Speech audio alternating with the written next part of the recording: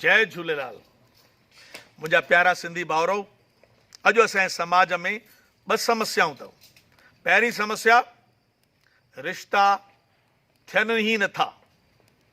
ॿी समस्या, थियनि था त जल्दी टुटी था पवनि। इहा मां पहिरियों बि ॻाल्हि चई चुको आहियां, पर अॼु हिकिड़ी नई ॻाल्हि थो चवां, ध्यानु ॾिजो। रिश्ता थियनि छो नथा? असां ॿिनि ॼणनि जे विच में हिकिड़ो टियों माण्हू हूंदो हुयो, दोस्त यार, पंहिंजो सॼण, उहो गाइबु आहे। उहो गारंटी नथो खणे, चए थो मां छो ॿुधायांसि रिश्तो, मां छो कंहिंजे लाइ मदद कयां, पर पंहिंजे लाइ बि त खॾ थो खोटरी मुंहिंजा भाउ। ईअं न कयो मुंहिंजा प्यारा सिंधी भाउरो, रिश्ता ॿुधायो। पंहिंजे आड़े पाड़े में पंहिंजे यार सॼण खे थोरी महिनत कयो हिक ॿिए जे लाइ, तॾहिं त कोई तव्हांजे लाइ बि महिनत कंदो न। हाणे छा थी रहियो आहे? सफ़ा बर्बादी अची वई आहे असांजे समाज में, कोई विच में नथो अचणु चाहे। हाणे ईअं न कयो, पहली उथी खड़ा थियो, हिक ॿिए जी मदद कयो यार, सॼण थियो, दोस्त थियो। ॿी ॻाल्हि, रिश्ता जल्दी टुटी था पवनि। छो? इन में मां तव्हांखे अॼु हिकिड़ी ॾाढी गंभीर ॻाल्हि थो चवां। 20% जेको अथव छोकिरे वारनि जी कमी अथव।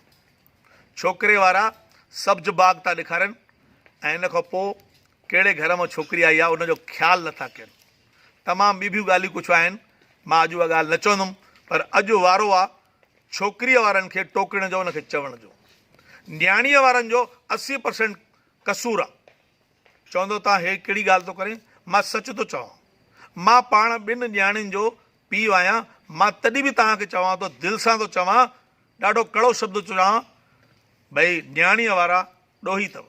पंहिंजी न्याणीअ खे इहो सेखारियो था ऐं उनखे मदद था कयो इन सोच में त भई नंढो परिवार हुजणो खपे, तमामु नंढो हुजणो खपे।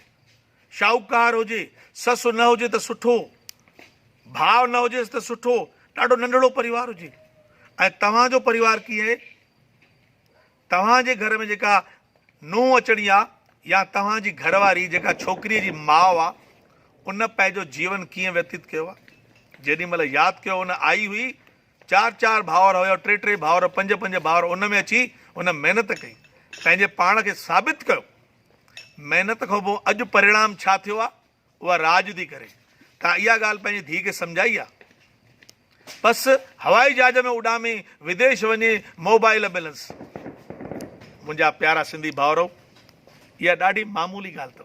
तव्हां पंहिंजी धीउ खे इहो सेखारियो, ॾाढो कड़ो शब्द थो चवां, सेखारियो त बेटा जीरो एक्सपेक्टेशन, ज़ीरो थी करे वञ, पंहिंजी स्लेट खाली छॾे वञ, तोखे कुझु न मिलंदो।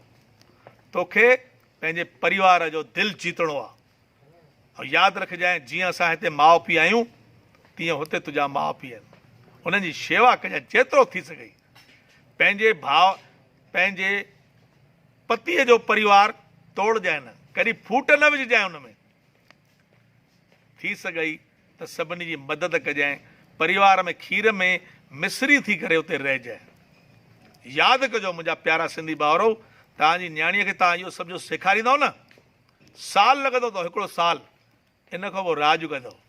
केरु न चाहींदो आहे मुंहिंजी नुंहुं आहे, मुंहिंजो पुटु राज करे। सभु कुझु भली थींदी।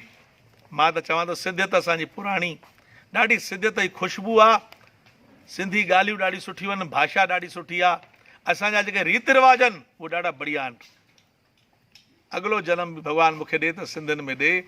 सिंधी ॻाल्हाईंदा रहिजो। जय झूलेलाल।